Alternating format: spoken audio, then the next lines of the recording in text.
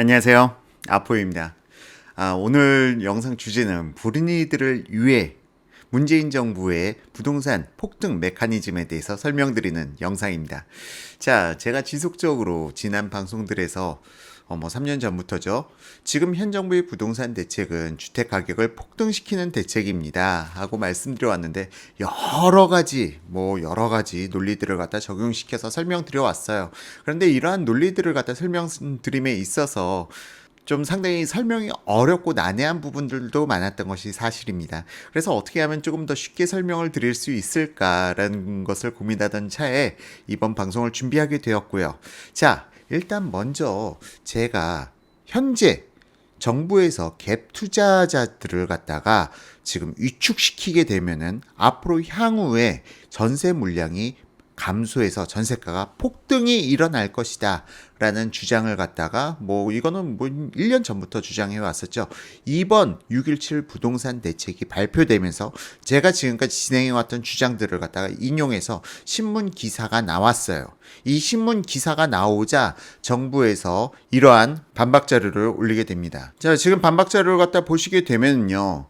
지금 제가 주장했던 내용에 대해서 정부의 반박 자료 수준이 일단 읽어드릴게요. 갭 투자 감소는 집주인이 갭 투자한 집에 직접 거주하거나 해당 주택을 실거주를 희망하는 매수인에게 매도한다는 것을 의미합니다. 집주인이 직접 거주하게 될 경우 기존 집주인이 거주하던 주택은 다른 임차인에게 임대되므로 국지적 수요 공급 변동은 있을 수 있으나 전체 전세 공급 총량은 동일하게 유지됩니다.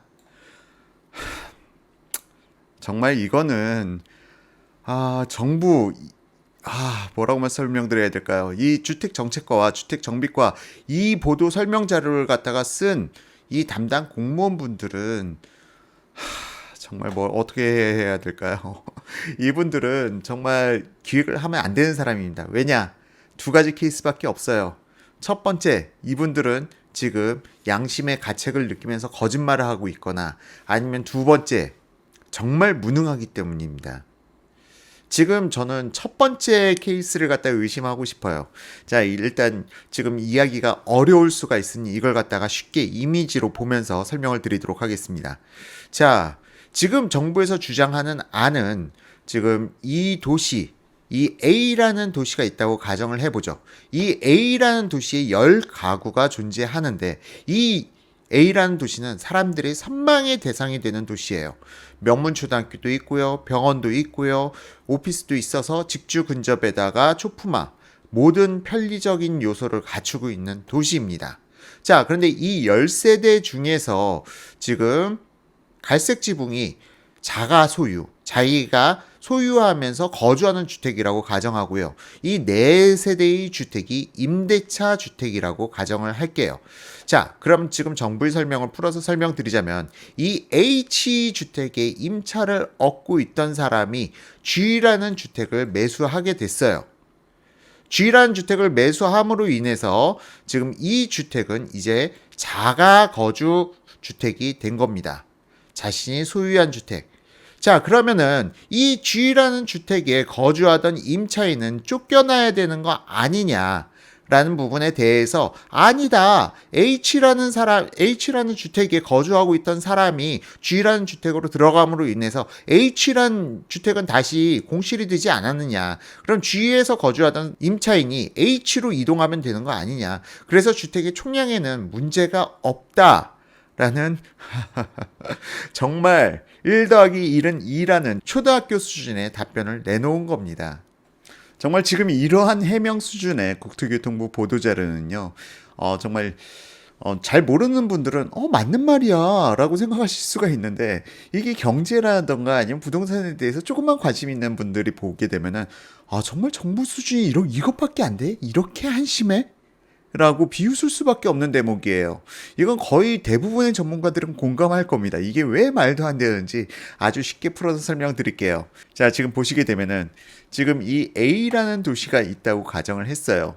이 A라는 도시에서 일단 여기서 거주하던 사람들의 자녀가 이제 결혼한다고 가정하죠. 결혼을 하는데 이 자녀도 여기서 태어나고 자랐어. 그러면은 이 동네를 벗어나고 싶지가 않습니다. 과거에는 그러면은 이 G라는 주택을 갖다가 실수요자가 매수하기 이전에는 4세대의 임차 주택이 있었어요. 이 사람은 아직 집을 사기에는 돈이 좀 부족해. 전세를 살고 싶어. 그런데 전세를 살고 싶은데 이 4세대의 임차인의 임대 기간이 종료되는 시점을 기다리는 것보다 더 기간이 늘었어요. 왜? 이 3세대로 줄었기 때문에 더 실질적으로 기다려야 되는 기간은 늘어나게 된 거죠. 자, 그런데 여기서 더 큰 문제가 있습니다. 바로 현 정부에서 들어서자마자 낸 부동산 대책에서 임대사업자 등록 방안을 갖다가 발표를 하게 됩니다. 이 임대사업자를 갖다가 등록하게 되면은 이 집은 더 이상 임대차 매물이 나오기가 힘들어요. 왜? 임대사업자는 기존에 살던 거주자가 계약갱신 청구권을 요구하게 될 경우 계약갱신을 갖다가 무조건 받아줘야 합니다. 임대사업자 등록 기간 동안은요. 따라서 이 임차인은 내보낼 수가 없어요. 자, 그러면 실질적으로 이 신혼부부가 들어갈 수 있는 집은 과거에 따르면 한 4세대 정도가 될 수 있었던 게 2세대밖에 안 되게 줄어든 것이죠.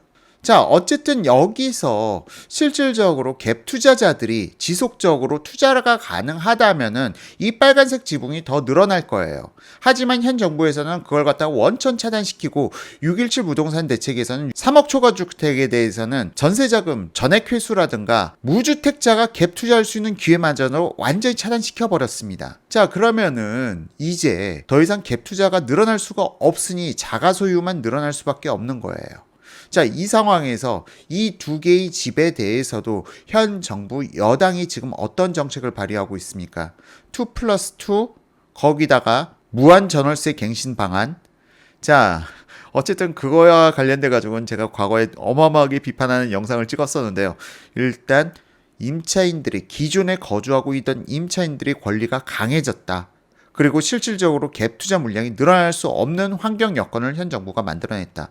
그러면은 실질적으로 이 4개의 집이 임대차 기간이 빨리 끝나는 것 중에서 한 군데를 들어가면 됐는데 이제 2개의 집으로 줄어들었네요.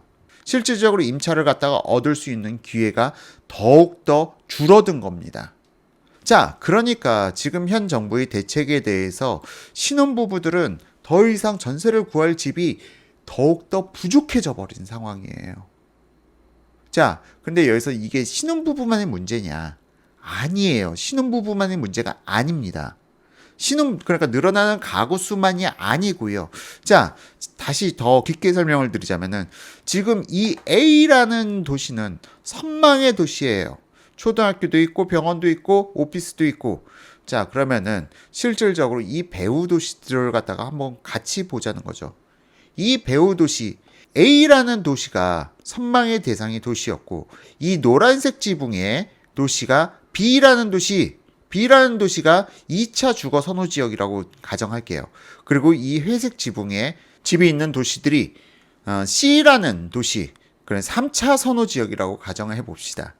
자, 이 노란색 지붕에 살고 있는 사람들의 입장에서는 이 노란색 지붕에 사는 이유가 왜 노란색 지붕에서 살고 있는 걸까요?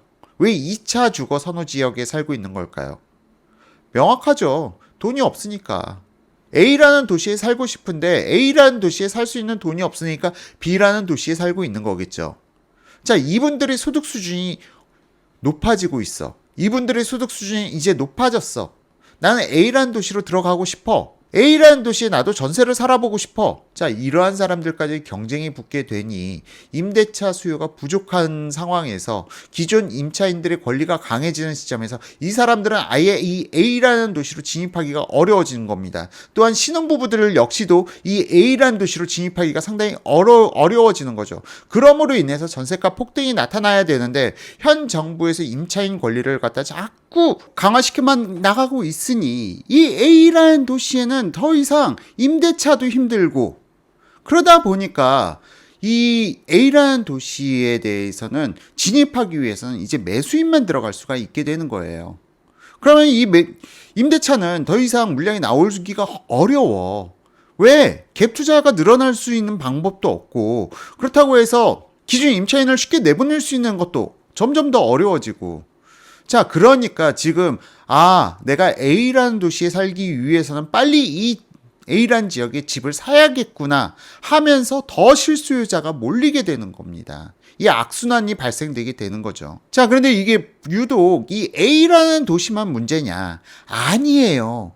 지금 제가 설명드린 논리를 갖다가 이 B라는 도시에도 그대로 대입시킬 수가 있어. 이 B라는 도시가 지금 또 임대차 물량이 감소하고 있어. 그럼 이 C라는 도시에선 B라는 도시로 들어가고 싶어. 근데 돈이 없어서 C라는 도시에 살고 있었던 것뿐이야. 근데 소득 수준이 올라갔어. 난 B라는 도시에 가고 싶어. 근데 임대차 물량이 줄어들고 있어. 그럼 어떻게 해야 돼? 집을 사야 되는 거죠. 그럼으로 인해서 A라는 도시만이 아니라 B라는 도시, C라는 도시, 이 또 D라는 하부 도시들까지 계속 집값을 갖다가 올릴 수밖에 없게 되는 겁니다. 그러니까 이 경제라는 것은요, 누군가의 권리가 강화되면은 그 강화된 권리로 인해서 피해를 받게 되는 사람들이 있어요. 이 권리가 누군가한테 과도하게 높아진다? 그럼 피해받는 사람, 지금으로 따지자면은 신혼부부들, 이제 사회로 나가야 되는 사람들, 혹은 그 배후 지역에서 살고 있던 사람들, 나는 결국은 A라는 도시로 가고 싶었던 사람들. 자, 이걸 갖다 풀어서 설명드리죠. 강남권, A라는 도시를 갖다가 강남권이라고 치고, B라는 도시를 갖다가 비강남권, 그리고 C라는 도시를 갖다가 경기도 수도권으로 여러분들께서 인식해 보시면 아주 쉽게 이해가 되십니다. 이 C라는 도시에서도 이 수도권에서도 아파트가 있고 비아파트 거주자들이 있고, 자, 이러므로 인해서 지금 임대차 권리를 갖다가 강화시킴으로 인해서 더 이상 임대차 물건이 줄어들게 되는 거고, 임대차 물건이 줄어들면 줄어들수록 사람들은, 실수요자들은 더 마음이 다급해져서 매수로 동참할 수밖에 없게 되는 거고요. 자, 여기에 대해서 정부의 또 다른 해명 아주 가관입니다. 자, 이렇게 되니까 실질적으로 정부에서는 A라는 도시, 그러니까 A라는 도시를 갖다가 재건축 재개발을 하면 돼. 이걸 갖다가 재건축 재개발 해가지고 이 한 주택이 있을 걸 갖다가 두 주택으로 올리면 돼요. 이 지역들에게 세대수를 갖다 늘려주면 돼. 근데 현 정부에서 이상하게도 재건축 재개발은 막고 있어. 재건축 재개발을 갖다가 활성화시키지 않고, 자, 여기 빈 땅 있네. 여기다가 내가 집을 갖다가 더 공급해 줄게. 이쪽으로 와. 하는 정책을 갖다가 펼치는 게 지금 상기신도시라고 보시면 되는 겁니다. 하지만 문제는 이 상기신도시라고 해봤자 실질적으로 이러한 사람들이 원하는 선호의 오피스라든가 병원이라든가 학교 수준, 이걸 갖다 제공해 줄 수는 없어요. 이걸 갖다 제공해 줄 수는 없어. 그러면서 정부에서는 앞으로 입주 물량 부족하지 않으니까 걱정하지 말라고 하는데, 이러한 바보 같은 주장을 갖다가 믿고 있는 분들이 바로 현 정부를 지지하고 계신 분들이죠. 집값이 폭락할 것이다. 집값이 어떻게 폭락한다고요? 현 정부가 지금 집값을 갖다 폭등시킬 대책들만 주구장창 펴나가고 있는데 말이죠. 그렇기 때문에 앞서 제가 지금 이렇게까지 설명을 드렸으니까 여러분들께서 그나마 좀 이해가 쉬우실 거예요. 임대 가능 물량은 상당히 축소되었고, 이제 내가 선호하는 지역으로 가기 위해서는 임대차 기회가 박탈되었으니 매수에 동참할 수밖에 없는데, 또 하나의 문제점을 갖다가 말씀드릴게요. 여기서 또 하나의 문제점을 말씀드리자면요, 사실상 이 실수요자들이 사는 주택은 한 번 주택을 매수하면 한 10년 이상을 거주합니다. 10년 이상을 거주해요. 그리고 이 투자자들이 투자한 물건들은 보통 2년에서 4년 정도밖에 보유를 안 해. 실질적으로 그러니까 우리가 매물이 이 임대차 물량, 임대차 가능 물량들에서 더 많은 매도 가능 물량들이 나타나는 거예요. 실질적으로 우리나라 자가 거주 비율이 약 60%라고 가정했을 때, 근데 이상하게도 내가 집을 보러 가면은 전세 낀 집, 세입자가 있는 집, 그런 집만 보게 된단 말이야. 왜냐면은 실제 거주하고 있는 주택은 매물이 쉽게 안 나와요. 잘 안 나와요. 내가 소유하면서 거주하고 있는 주택 매물은 잘 안 나오는데, 이런 임대차 물량은 자주 물량이 나온단 말이야. 근데 여기서 앞서 설명드렸다시피 임대사업자 등록 방안을 갖다가 지금 정부에서 유도함으로 인해서 임대사업자가 되면은 최소 4년, 8년 동안은 이 집을 팔 수가 없어. 이 집을 팔게 되면은 오히려 과태료 물어야 돼. 임대사업자들은 팔 수도 없어. 자, 매물도 줄어들었으니 당연히 매물도 줄어들어. 새로 전세를 들어가려고 하는데 전세 들어갈 공간도 없어. 자, 그러면 어떻게 해야 돼요? 이제 실수요자들이 거주하던 주택을 갖다가 사는 수밖에 없는데, 실수요자들이 거주하는 주택은 이 사람들이 굳이 팔 생각이 없어. 근데 이 사람들 팔게 하려면 어떻게 해야 돼? 훨씬 더 높은 가격을 제한해야 되는 거죠. 그렇기 때문에 제가 지속적으로 말씀드렸어요. 갭 투자자들이 많이 들어가 있을수록 오히려 시장은 안정된다. 실수요자로 똘똘 뭉친 지역이 만들어지게 되면 오히려 물량이 안 나온다. 물량이 경색돼 가지고 오히려 가격이 더 폭등을 유발시킬 수밖에 없다. 이러한 주장들을 갖다 지금까지 제가 해왔던 겁니다. 그런데도 불구하고 정부에서는 이러한 시장의 순기능적인 요소, 갭 투자의 순기능적인 요소를 완전히 무시하고 이들은 다 투기꾼이야 라고 억지 주장을 펼치면서 이러한 시장의 정반대의 정책을 내놓다 보니까 주택가격은 폭등해 갈 수밖에 없는 것이죠.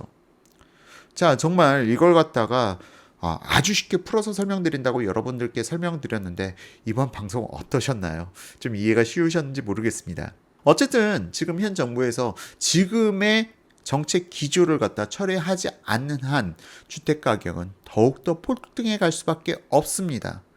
자, 이제 여러분들께서도 문재인 정부의 주택가격 폭등 메커니즘 이해가 되셨습니까? 자, 이번 방송도 여러분들께 좀 유익한 방송이 되기를 희망하면서 마치도록 하겠습니다. 지금까지 시청해주신 분들께 감사드립니다.